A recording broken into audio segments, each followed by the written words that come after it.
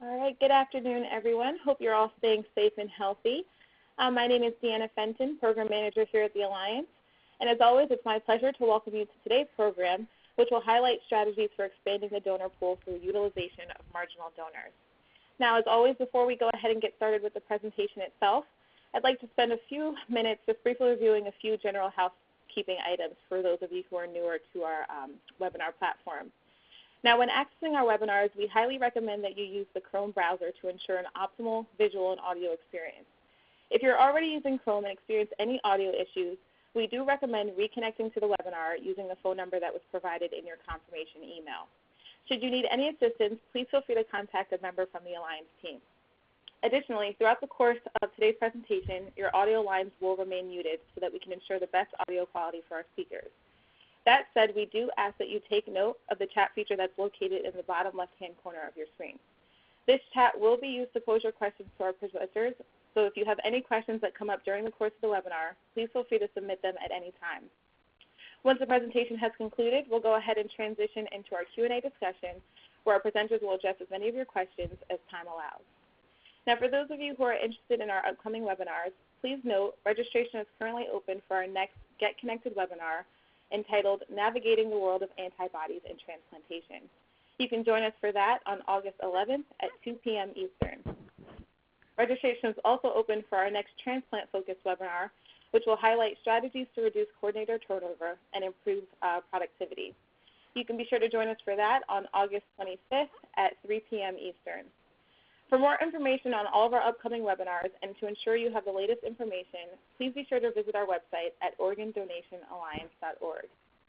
Now, for anyone interested in continuing education credits, we are offering 1 CEP-C credit and 1 nursing contact hour for this webinar. In addition, we'll also offer a certificate of attendance for anyone who is seeking CEs that are not being offered. To receive credit, we do recommend submitting this certificate to your credentialing organization as proof of your participation in this educational offering. Everyone joining us today is eligible to claim either of these credits or certificates. Prior to receiving your certificate, you'll be asked to complete a brief online evaluation that will allow you the opportunity to provide us with your valuable feedback. If you're listening in a group, please be sure to get the evaluation email from your group lead. As a friendly reminder, you'll have 30 calendar days to complete your evaluations and claim your credits. Now, without further ado, I'd like to go ahead and begin today's program by introducing our moderator, Lindsay Smith, Transplant Quality Director at Vanderbilt Transplant Center. Lindsay, it's a pleasure to have you with us today, and at this point, I'll go ahead and turn it over to you to introduce our speakers. Thank you so much, and thank you everyone for joining us today. I'm very excited to introduce our 2 speakers for today. First, we have Dr. Dorry Segev, transplant surgeon and founder director of the Epidemiology Research Group and Organ Transplantation from Johns Hopkins. And after that, we will hear from Heather Odell, advanced practice nurse manager of abdominal transplant and living donation from Vanderbilt Transplant Center. So without further ado, we'll go ahead and get started. Thank you, Lindsay. Thanks to the Alliance.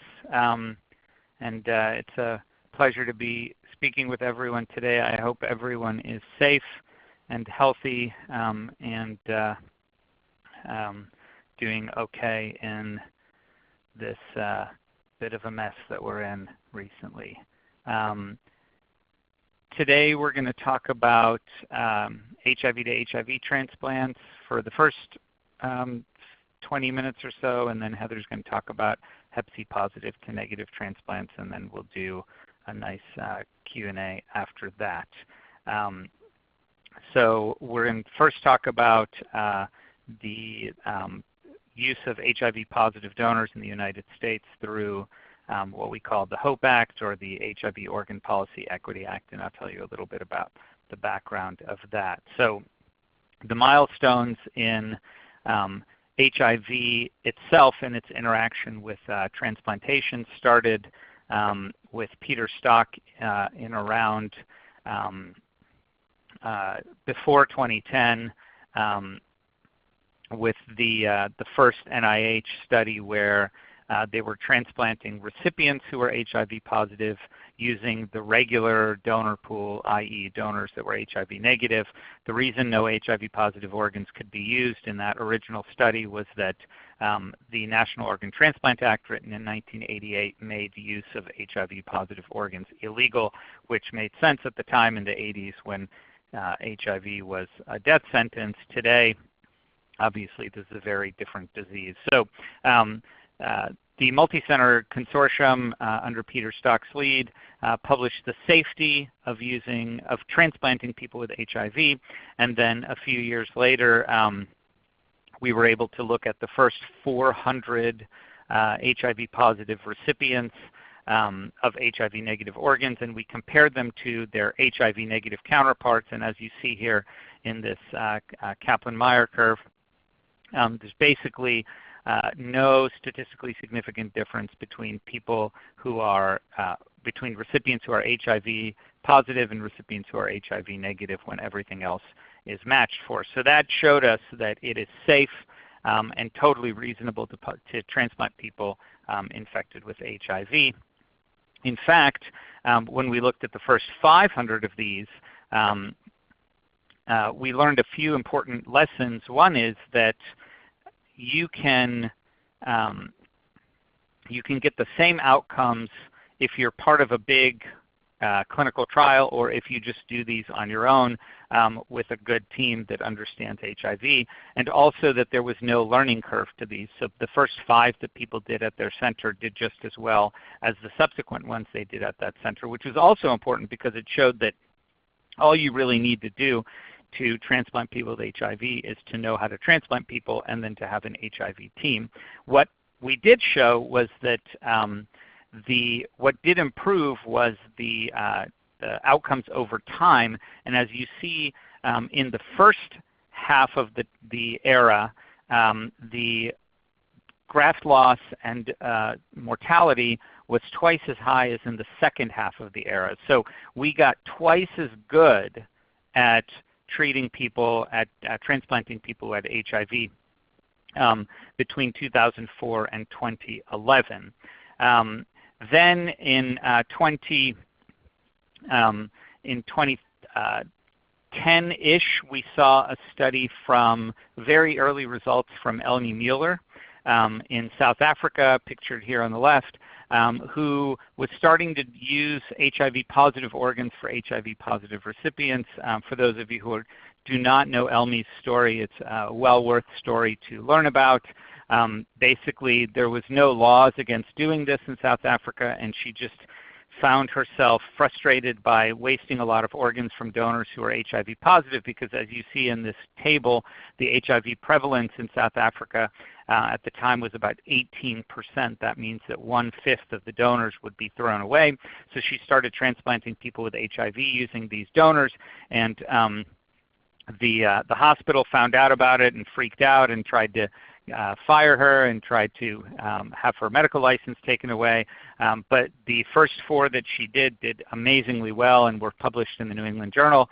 And then all of a sudden she became a hero at her hospital and in her country, and certainly a hero in all of our minds and hearts, and inspired us to want to do the same kind of thing in the United States, where HIV prevalence is much lower, but drug resistance is much higher, and the decisions that we would have to make regarding HIV-positive donors would be quite different, and we needed to learn about these things. But remember, it was illegal because of that National Organ Transplant Act passed back in 1988. In 2011, Brian Boyarsky, pictured here, came to my research group having graduated from Hopkins with a degree in public health and wanted to work on a health policy project. And I said, how would you like to take on Congress? Because NOTA is a congressional law, and it would literally take an act of Congress to make this legal. And he said, that sounds like fun, and that's obviously the kind of semi-insane attitude you need to take on Congress, and we did just that. You see a New York Times article here on the front page of the New York Times we managed to get an article about a study that we did looking at how many potential donors there could be in the country who are HIV positive that might be able to help not only the people who are HIV positive on our list, but obviously those on the list who are waiting behind them who are HIV negative. So that was in 2011. Very fast-paced course through Congress. This is Representative Lois Capps shown here, who was our lead in the House of Representatives, also a former nurse, and so somebody who understood the medical aspects of it. We got really amazing bipartisan, bicameral support from Congress and support from all of the transplant community, including the ASTS, AST, AOPO, UNOS, all of the groups involved in transplantation. And by 2013, the HIV Organ Policy Equity Act, the HOPE Act, was passed. This is a nice letter that we got from President Obama congratulating us on making this possible for people on our waiting list. Between 2013 and 2016, the HOPE criteria were established. Basically, one of the things that the law said was that these transplants had to be done under research criteria and that the NIH had to define the research criteria, and this took about 2 years of NIH and CDC meetings to make this happen. In 2016, it was finally legal to do so. We launched the pilot protocol in 2016, and in March of 2016 at Hopkins, we were fortunate enough to be able to do the first HIV to HIV kidney and liver transplants in the United States, and obviously this opened the door for many, many other centers to be involved in this as well. The goal since then, now we have a consortium called HOPE in Action, which is the group of centers doing these transplants, obviously is to determine if doing HIV to HIV transplants is feasible and safe and effective. Without NIH funding, we opened the pilot study in 2016, which we conducted until we were able to secure NIH multi-center funding in 2018 for kidney and in 2019 for liver, and these are the U01 trials, the U01 and then the clinicaltrials.gov registrations for those trials. And so what I'll do today is sort of focus on the growth since 2016, some of the things we've learned, particularly from the pilot study, which we just closed, and then what's happening with the active trials as well. This is a semi-recent slide. These change quite often as more groups join us, but these are the kidney and liver HOPE in Action centers across the country. Remember when we passed the HOPE Act back in 2011, we had estimated that there would be about 500 HIV-positive deceased donors every year in the United States, and then the group at UPenn, using more regional data and then extrapolating that nationally, in 2015 estimated that this would be about 350 HIV-positive deceased donors per year. So relatively high and encouraging numbers. These are the numbers that we have seen since we started HOPE in Action. You'll see only 9 donors in 2016, rising to 37 donors in 2019. Not quite sure what's going to happen in 2020 with the pandemic sort of affecting everything that we do in transplantation, but certainly at least we're seeing growth in the number of donors and the number of transplants that we're performing. And this growth is following the curve of the standard adoption curve that you might expect to be happening. These are unbelievable donors, average kidney donor profile index of 30 for both HIV positive donors and false positive donors. And we just published a couple of years ago about the unexpected benefit of the HOPE Act, which allowed us to take donors that were false positive or suspected to be false positive, which means tested positive, but we didn't really think that they were going to be positive, and we are able to use those through the HOPE Act as well, and those were also getting discarded prior to the HOPE Act. So there's actually 2 new donor sources that have been opened up because of this. But again, we're at 87 donors as of the end of 2019, not 350 to 500 per year. Why is that? Well, one of the things that we've done is we've tried to understand willingness to donate in the population of people living with HIV. This is a study that we did in an urban HIV clinic in Baltimore, and we found that 80% of people living with HIV were willing to be deceased donors, and as high as 62% were willing to be living donors. And this is way higher than you see in the non-HIV population.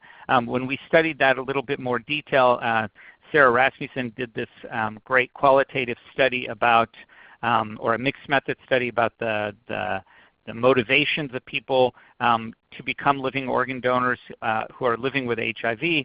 And she found some really interesting motivations like solidarity with the HIV positive recipient, trying to get around the stigma associated with HIV, giving back borrowed time because they were thankful for having lived with HIV for so long with the advances made in modern medicine, that they wanted to give back to their community and to science as well, and that being a living donor would make you feel more normal and would contribute to science as well. And we'll talk toward the end of this about our new protocol for HIV-positive living donors. One thing that we have seen over time is much more engagement among the OPOs, which is outstanding because obviously if there's no engagement by an OPO, we're not going to get donors from that OPO. And you see here in 2016, only 16 of 58 OPOs had engaged with us in any way, whether providing blood for research studies or donors for transplantation. And by 2018, this more than doubled to 37 out of the 58 OPOs. So we are seeing a substantial increase in that. And as more centers start doing this, we see more engagement from the OPOs as well. So like I said, our goal since 2016 has been to determine if HIV to HIV transplantation is feasible and safe and effective. We started a pilot study prior to getting NIH funding, and then now we have 2 open NIH-funded trials as well. So the pilot study started in March of 2016 with our first 2 transplants that we did at Hopkins, and the goal here was to gain experience and establish infrastructure for the NIH-funded trials. We just had the pilot kidney HIV to HIV transplant manuscript with data through July of 2019 accepted to AJT. I'll share with you a little bit of the data here.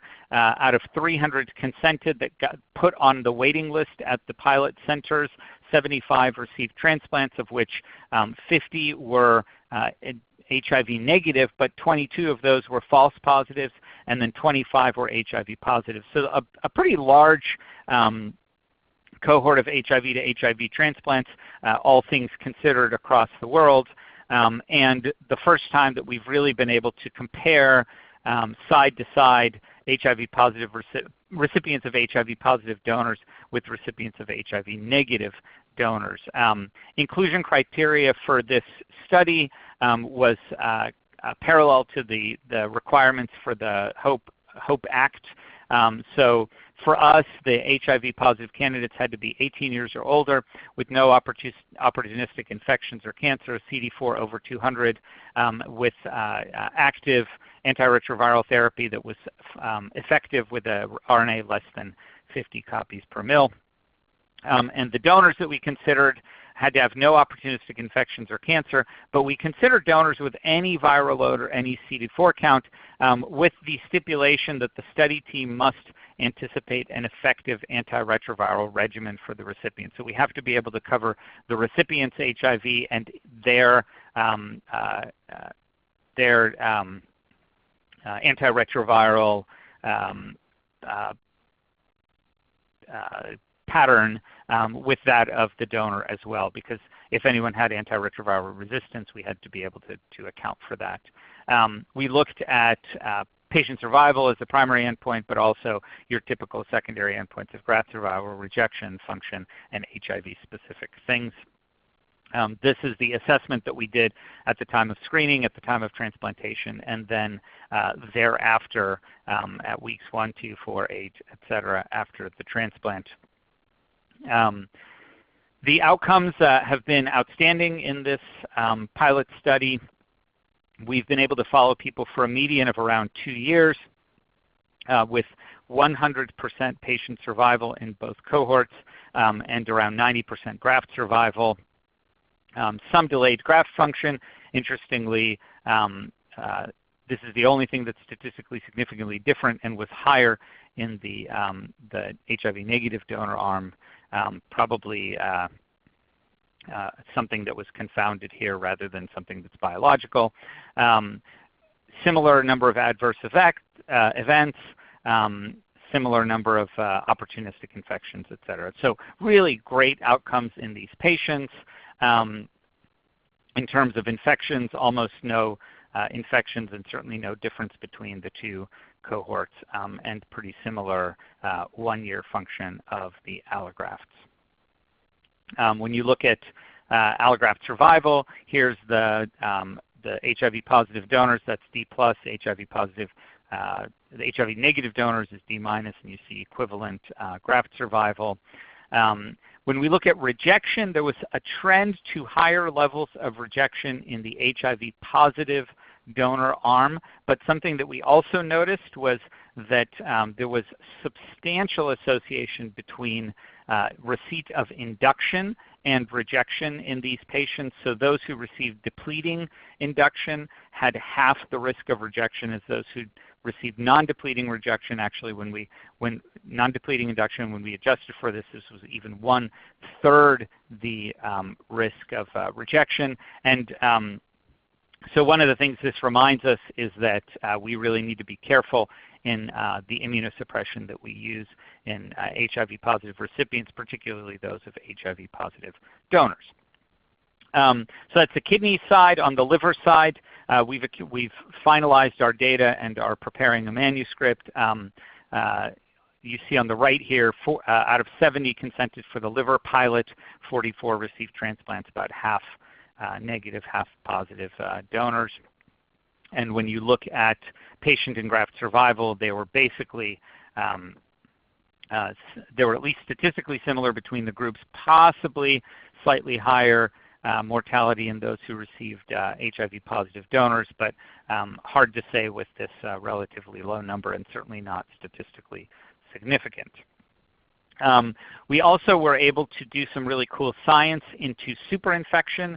So, as you know, superinfection would be that you start with a certain strain pattern of HIV, and then you get a new strain pattern of HIV from your donor, and now you have both of them, and now we have to deal with both of them.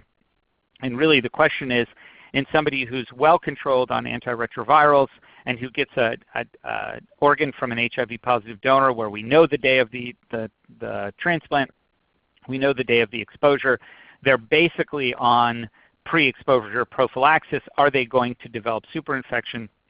And it turns out in this paper conducted by our really brilliant basic science colleagues that got published in Lancet HIV, it turns out we were unable to see any evidence of superinfection in our recipients, which is very interesting, which means that maybe the exposure that they get to the HIV from the donor is insufficient to cause this kind of superinfection in the recipient who's already on antiretrovirals. But obviously we'll learn a lot more into the basic science as more of these transplants get done, which is exciting because understanding this basic science, as we have been told by our HIV science colleagues, may help actually move things toward HIV cure as well. So wouldn't it be neat that something we do in transplantation actually impacts the cure of HIV in the community? This pilot study is now closed except HIV-positive recipients of HIV-positive living donors. There are no living donors. There's no other study for living donors that's open, so we left that open for this possibility. Using HIV-positive living donors is interesting, obviously, because of concerns that people living with HIV may be at higher risk for what's called HIVAN, or HIV-associated nephropathy, and also may be at risk because of nephrotoxicity of the antiretrovirals. It turns out that this is relatively old news. So what we did, this is Abby Muzale shown here on the slide, who spearheaded this study where we looked at about 40,000 people living with HIV through this large national study called NEA-Accord, and we compared them to HIV-negative counterparts through NHANES, which is the National Health and Nutrition Evaluation Survey. And then we looked to see the impact of having HIV in addition to any other potential risk factors that a potential donor has. And it turns out that if you would have been healthy enough to donate, were you HIV negative and you had good control of your HIV and no long instances of failure to control your viral load, you are just as good of a donor as as your HIV negative counterpart. And so we opened a protocol to allow people living with HIV to donate, and the first person that came to our door was Nina Martinez, who it turns out had been living with HIV her whole life, had actually gone to get a master's in public health and worked at the CDC in HIV epidemiology, so somebody who really understood HIV and what it meant. And she said that what she really wanted to do was help somebody else with HIV and show the world that having HIV was no longer a death sentence, but in fact, you can have HIV and save somebody else's life. And she did just that in March of last year and became the first person in the U.S. To donate a kidney with living with HIV. And then Duke shortly thereafter followed up with a living donor named Carl Newman, who also became an HIV-positive living donor.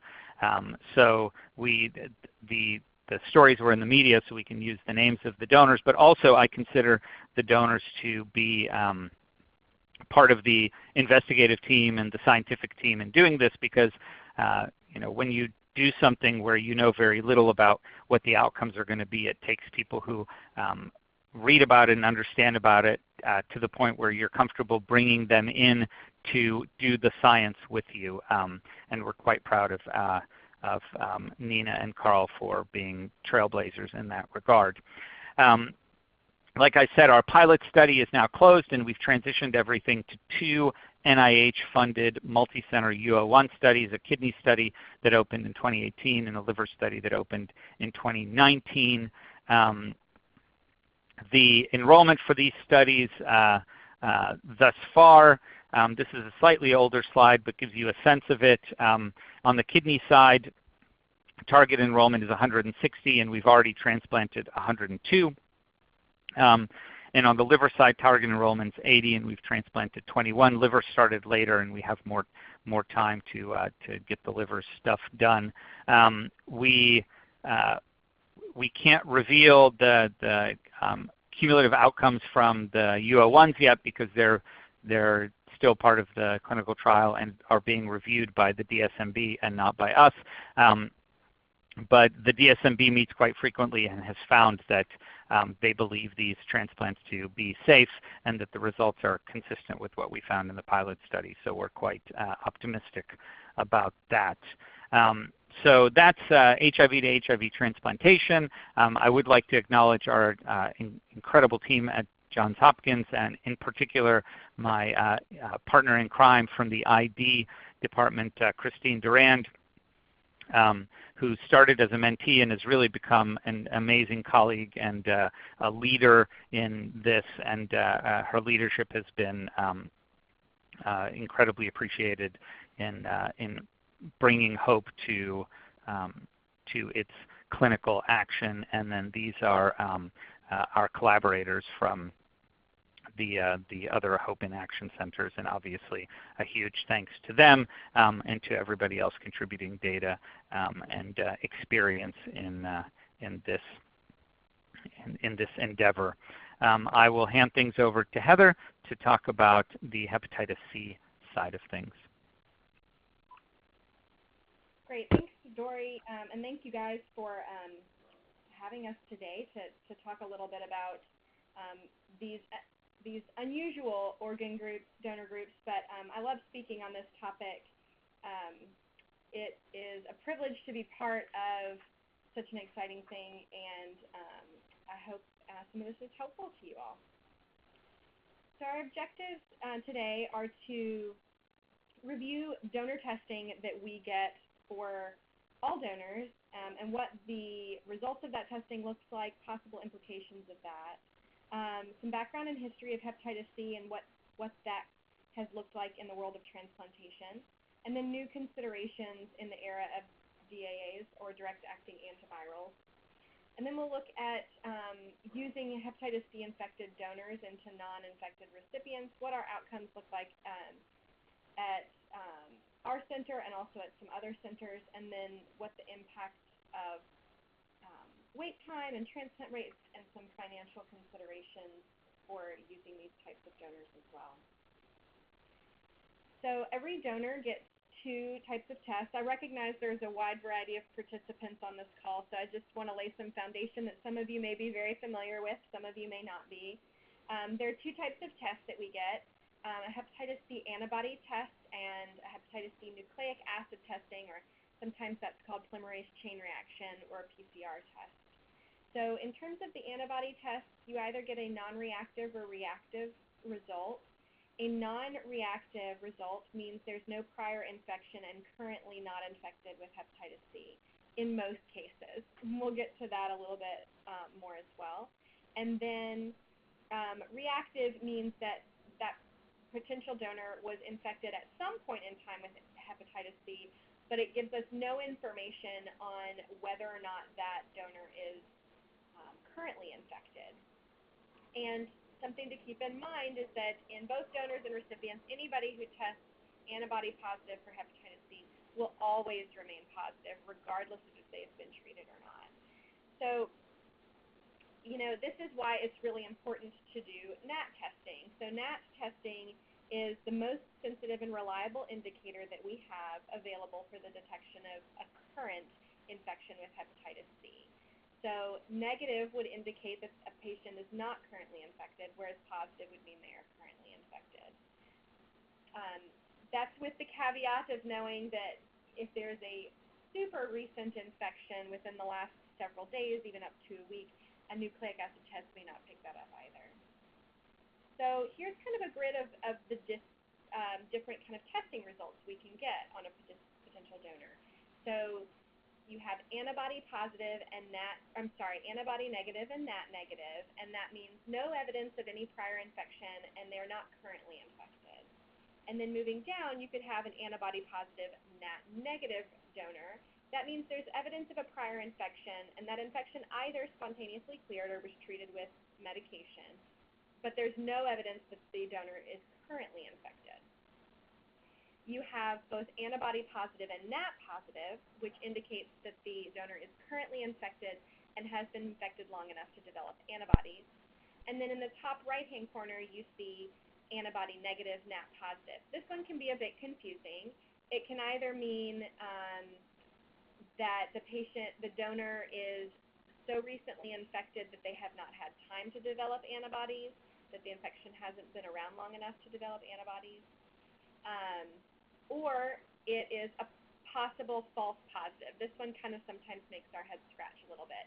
But regardless, we assume it's a current infection because the donor tested NAT positive. So again, what does this mean for transplant recipients?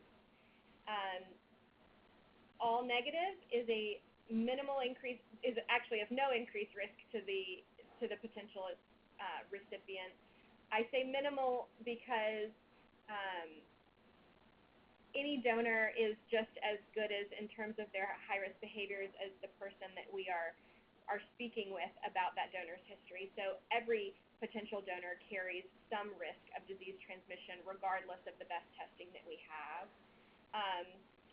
Antibody positive, NAT negative, there's some conflicting information on that particular risk of donor, which we'll talk more about.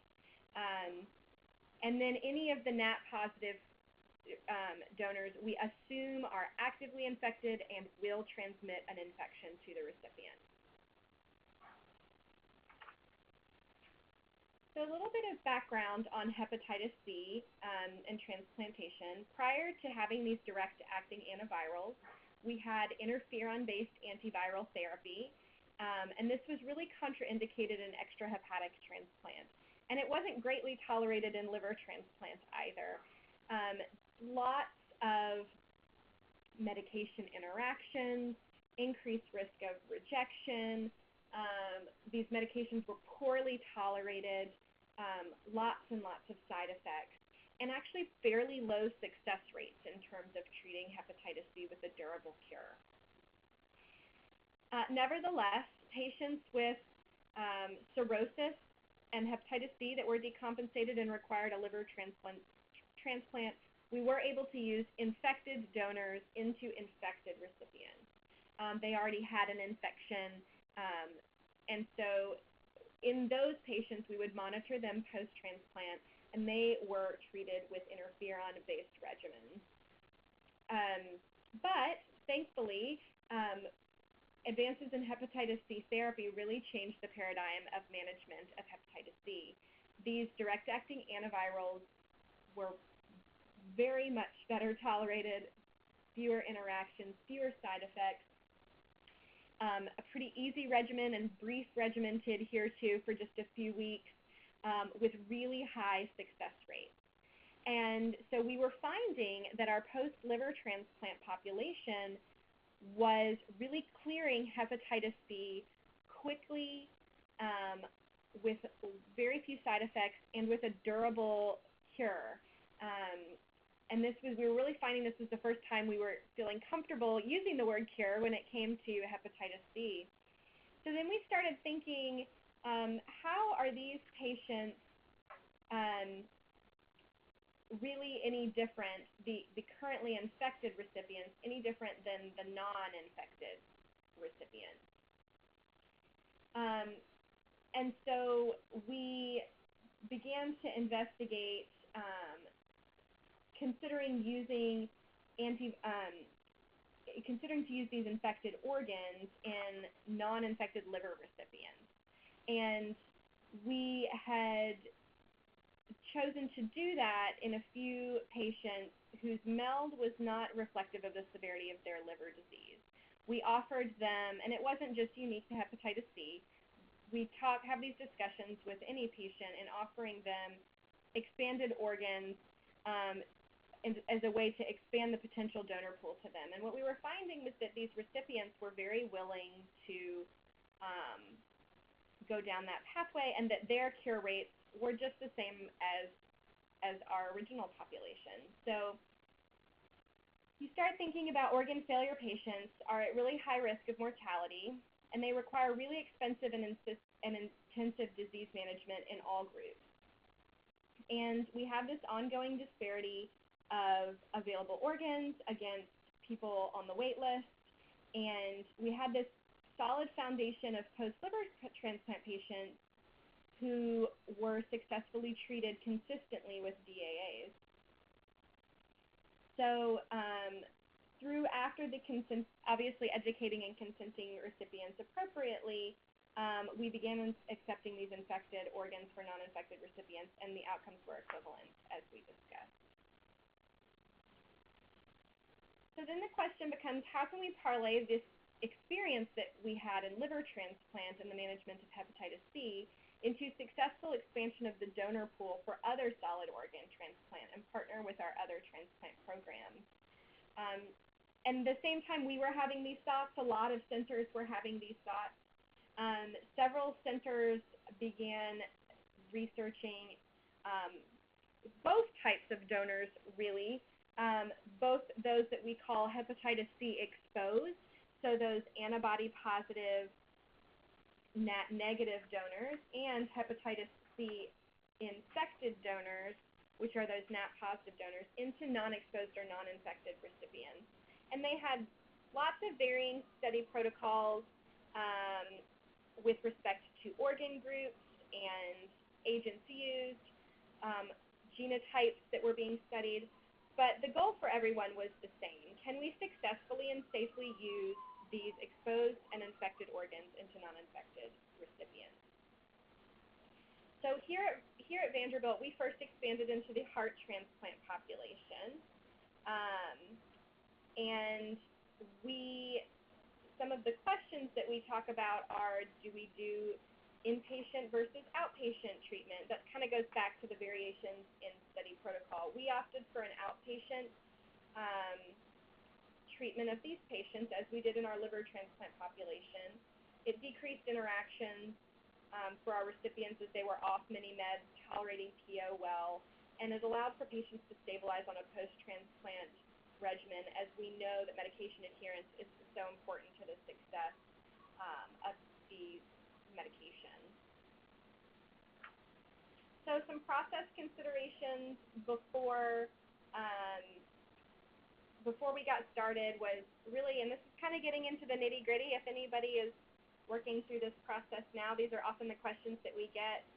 Education of potential recipients. Who did that education? What did that education include? How can we document informed consent, both at time of listing and at time of operation with the specific donor serologies we had at that time? What are the clinical implications and treatment implications, inpatient versus outpatient, immediately versus waiting? And what are the financial implications? That's always a really big question. Does insurance cover this? Do you talk to insurance before transplant or after transplant?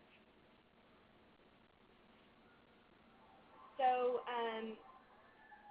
I'm going to focus largely on hepatitis C NAT positive or infected donors, but I did want to mention that donors with hepatitis C antibody positive testing only, so NAT negative, were offered to all liver transplant patients very early on after DAAs were readily available. Other organ groups at our center quickly followed suit as the standard of care. That has been our standard of practice since around 2017, and we have had no one convert or develop an active hepatitis C infection who accepted an antibody-positive NAT-negative donor. So I just wanted to throw that out from our experience. But in terms of NAT-positive donors, it is now the standard of practice to offer to all potential recipients in our program, allowing them to partner with their advocating physician to make the best informed decision based on their care. We've done a total of 168 patients to date, a few more organs than that because several of these recipients are dual organ. 85 heart transplant patients, 11 heart kidney, 2 heart liver, 62 kidney, and 8 lung. So we did our first heart transplant patient in September of 2016, a total of 98 patients. 3 of those, interestingly, did not develop viremia at any point. 1 donor was thought to be a false positive. It was a very young donor, had absolutely no risk factors, and that was the donor that was antibody negative NAT positive. So that was thought to be potential false positive testing. 6 patients died prior to treatment completion or while waiting on their SVR. Each of those was thought not at all to be related to hepatitis B, such as primary graft non-function or pulmonary embolism. 2 patients are currently pending treatment. 11 patients are on treatment or pending their SVR12, and we have 76 confirmed SVR12. So 76 of those 98 are cured. In the kidney transplant world, we began this in October of 2018. We've done a total of 62 patients to date. All of those patients have developed viremia. 6 are currently pending treatment. 5 are on treatment or pending their SVR12. and 50 have confirmed SVR12. We did, in fact, have one treatment failure among this group. They ended up having salvage therapy, and this particular patient is mid-treatment on salvage therapy. In the lung transplant world, that is most recent. We started this in March of 2019. We've done a total of 8 patients to date. Again, all patients have developed viremia. 0 patients are pending treatment. 5 are on treatment or waiting their SVR12. 3 have confirmed SVR12. One of those was also a treatment failure treated with salvage therapy and has subsequently confirmed an SVR12 following salvage therapy. This particular patient, as well as the kidney patient that failed therapy, had a PPI interaction that we knew about prior to beginning therapy and made appropriate dose reductions. However, those 2 patients combined with an additional patient that was referred, not transplanted to our center, but referred to our patient for treatment, had a very similar experience, and so we've made changes in our treatment protocol about around PPIs in order to mitigate that potential concern. So what additional experiences are out there? And the last time I had done a review of this was probably more than 6 months ago, and this discussion prompted me to do another review to see what else has been out there, and there's a lot of information out there at this point. A lot is saying the same message. When it comes to antibody-positive negative donors, there's been a significant increase in organ utilization, which we're all quite excited about. Our internal experience is that no recipient has developed viremia post-transplant, and the available data from other centers is very consistent with that, with a couple of studies indicating that some of their recipients that received antibody-positive NAT-negative donors, up to really a 9% infection rate, has happened at some other centers, although that has not been our experience. In terms of NAT-positive donors, also a significant increase in organ utilization across organ programs, which again is really exciting. Our internal experience has demonstrated very successful treatment, even in situations, although we've just had 3 salvage therapies, which 1 is still on therapy, that treatment has been very successful. And several other studies, there are lots of studies out there across many organ groups, have very similar experiences. So really demonstrating an opportunity to expand the donor pool and use organs that were originally and historically discarded at a very high rate. So how has this impacted wait time? So initially, those patients that were listed for transplant as willing to accept hepatitis C infected donors were transplanted almost immediately. As short as within 12 hours, they received their first offer when their status was changed in UNOS. So that really shortened their wait time tremendously when we first began offering this to recipients. We had, at our center, had taken an approach of offering it to certain patients that needed to expand their donor options, but quickly offered it to all patients with appropriate education and informed consent. As many patients were willing to accept these types of donors, it then dilutes the pool of recipients willing to accept these type of donors. And so what we are seeing now is that while there was a significant wait time benefit early on for the early adopters in this, it's now kind of evening out. And so there's more of a global shortening of wait time across the board and an increase in utilization altogether. And so then financial considerations, where we get a lot of questions. We did partner with some, not necessarily partner with them, but had some preliminary discussions with our largest insurance carriers to ask them what their stance was in terms of covering medications post-transplant. And the stance has been that they would cover medications for these patients post-transplant So when you weigh the cost of therapy against ongoing pre-transplant care, it made a lot of sense to be offering these organs to patients. And so in our experience, we have sought coverage through patients' insurance post-transplant for all patients. Nearly all of them were covered by insurance. In the 3 cases that insurance was a barrier, they were covered by drug assistance programs. Although I would mention that our transplant center had committed to covering the cost of therapy if ever this became a barrier for a patient to receive appropriate medications post-transplant. We have never had to use that particular payment structure. So that's all I've got for you on hepatitis C. I appreciate, again, you letting us chat with you. If you have any questions, we're here to answer them. All right. Thank you, Heather, and thank you, Dr. Segev, for a fantastic presentation. We're now going to go ahead and open up the floor for questions, but before I turn it back to Lindsay to facilitate the Q&A discussion, I'd just like to remind everyone that if you do have any questions for either presenter, please be sure to submit them using the chat feature. Again, that's going to be located on the bottom left-hand corner of your screen. Also, during the Q&A session, I'm going to have this poll up. So for those of you who may be participating in a group, if you could please just complete this poll and let us know how many people are participating in your respective group, that would be greatly appreciated. So that being said, I'll go ahead and turn it back over to Lindsay. Thank you. Thank you, guys, and thank you so much for 2 fantastic presentations. Those are very interesting. We do have a couple of questions.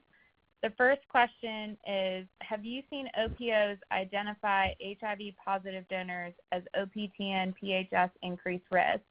And do you have any suggestions on how to address this with OPOs who are doing this? Yeah, that's a great question. So just being HIV positive does not necessarily make somebody classified according to the PHS criteria as infectious risk or whatever we want to call it today. As you probably know, the criteria were recently updated. They are not going to be called PHS increased risk anymore. We've always called them infectious risk.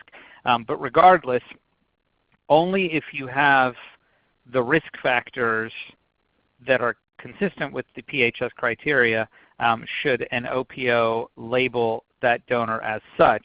That said, there is some overlap between HIV-positive donors and PHS increased risk donors. So it's not surprising that a fair bit of these are classified as PHS infectious risk as well. Also, that said, the additional, so PHS infectious risk is supposed to identify people at risk for undetected HIV infection and undetected Hep C infection. Well, if they already have HIV, then the undetected HIV infection is irrelevant. And as we just heard, if you accidentally give somebody Hep C, you can treat that Hep C and it's no big deal at all. And so to me, the label of PHS infectious risk for an HIV positive donor is irrelevant because there is nothing that you would label that donor as that should be scary to the recipient. And HIV positive PHS infectious risk and HIV positive PHS non-infectious risk organs should be used exactly in the same way. Great, thank you. Here's another question about HCV. Some have argued that HCV-infected organs should only be transplanted into HCV recipients. What are your thoughts on that? So I think, that's what we have historically done many years ago in liver transplant before we had these reliable medications. I think that there are kind of a couple points. One would be we were still discarding a tremendous number of organs at that time. And then two, we have very effective treatment for this infection, similar to treatments we have for CMV and other infections that we deal with in transplant recipients. And so at some point it becomes a question if we as in the clinicians are limiting the potential donors for potential recipients, are we being too paternalistic and controlling the decisions for their care too much? And so if appropriately educated, I think that, you know, offering patients donors across the spectrum in many different ways that are a possibility for them is, you know, the right thing to do across the board rather than selectively. And just to echo what Heather said, y'all probably had the same experience. Before we were using Hep C positive for Hep C negative recipients, if you listed anybody who was Hep C positive, they would be transplanted within minutes to hours because they would get so many offers.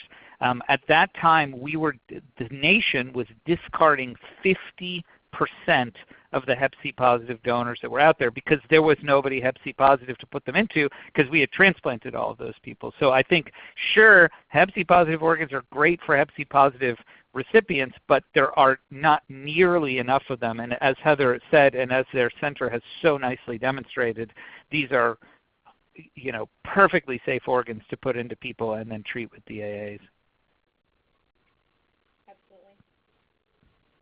Okay, so how, if at all, do you think the new CDC guidance on transplanting these organs will affect your current processes in practice? So I think Dorry just kind of touched on this a little bit, and we completely agree here at Vanderbilt. In fact, several years ago, we started looking at our, quote, PHS, increased risk follow-up policy for our post-transplant patients, and really questioned ourselves and said, does this eliminate risk for recipients, knowing that it's either PHS, increased risk, or not? And it doesn't. All donors really should be treated the same way. We're relying on information being provided by a third party that, to the best of their knowledge, is providing us information, but can by no means eliminate all behaviors that a potential donor may have had. And so in theory, any donor carries a particular risk with that. And so we have always treated these donors the same in the sense of our follow-up criteria for them, evaluating potential transmissible diseases post-transplant is the same for PHS and non-increased risk and non-increased risk. So our particular process won't change because we've already changed it, but that's kind of been our experience. Yeah, and I'll agree that I think the new criteria, I'm glad that they published those because they brought the criteria to the level of what we had a few years ago already decided was acceptable and correct clinical practice, as Heather had said. You know, I believe that all donors should be universally tested with nucleic acid testing, which is just about what you're getting these days. And for those of you who have read our AJT paper about our feelings about these PHS infectious risk organs, you know that our thoughts for anyone declining these is summarized as turned down for what? Okay, how do you manage costs for the HCV prophylaxis medications? Sure. So I'm assuming that the question is specific to the cost related to DAA therapy post-transplant. And you know, I can only really speak to our experience, and between insurance coverage and available patient grants, the cost of therapy has not been a barrier for any of our patients. In fact, some of their other transplant medications actually, in reality, are of higher cost. The cost of these medications have come down significantly as well, some generic options available at this point. So while that was a concern initially, has not really been a barrier or concern in our practice at least. Okay, and I think we have one last question. What can OPOs do to facilitate HCV-positive donation, request for extra blood to send, or HCV panel testing, to be more specific, Hep C genotyping at donor hospital? Yeah, so I'd be eager to hear what Dorry has to say about this. We have not requested donor genotyping for the reason that it generally is somewhat difficult. The turnaround time is not insignificant, and we don't want to delay transplant. And so we have proceeded with transplant, and then once a recipient has become viremic, we then test the genotype at that time, and then pursue appropriate treatment options at that point. Knowing the donor's genotype prior to transplant has not been necessary for us to proceed with the operation. Yeah, I agree with Heather. I think the therapies today are genotype independent anyway for the most part. And if you need to know the genotype to choose appropriate therapy for the patient, you can test that after the transplant. I don't see any reason why somebody would walk away from a Hep C positive donor because of the genotype, given today's environment of DAAs.